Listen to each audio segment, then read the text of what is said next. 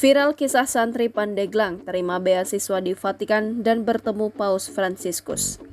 Seorang warga negara Indonesia asal Pandeglang, Denny Iskandar, mendapat kesempatan bertemu dengan Paus Fransiskus di Vatikan pada Rabu 28 Juni 2023. Kesempatan yang tiada duanya dan mungkin tidak pernah akan terulang lagi.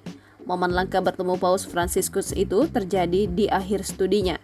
Diketahui Denny Iskandar selama 6 bulan bersekolah di Roma karena mendapat beasiswa dia studi tentang hubungan antar agama.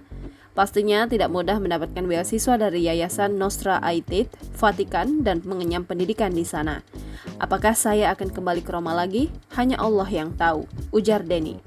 Setelah menyelesaikan beasiswanya dari Yayasan Nostra Aetate, Denny Iskandar mendapat tawaran beasiswa untuk bersekolah di Universitas Kepausan Santa Thomas Aquinas Angelicum di Roma.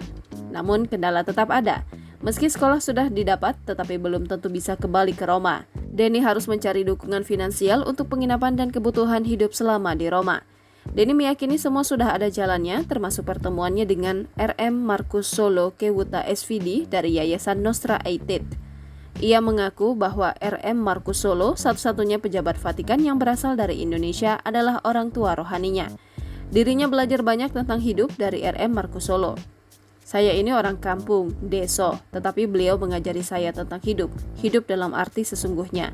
Beliau menasehati saya untuk tetap menjadi Islam sebagaimana emak menghendaki. Ketika saya meninggalkan Islam, menurut Padre Marco, program pendidikan saya di Roma telah gagal, pungkas Denny. Sebelum berangkat ke Roma, Denny Iskandar terus menerima nasihat dari ibunya yang akrab disapa Iot. Den, tidak apa-apa belajar di Roma, tapi ingat ya, kita ini Islam.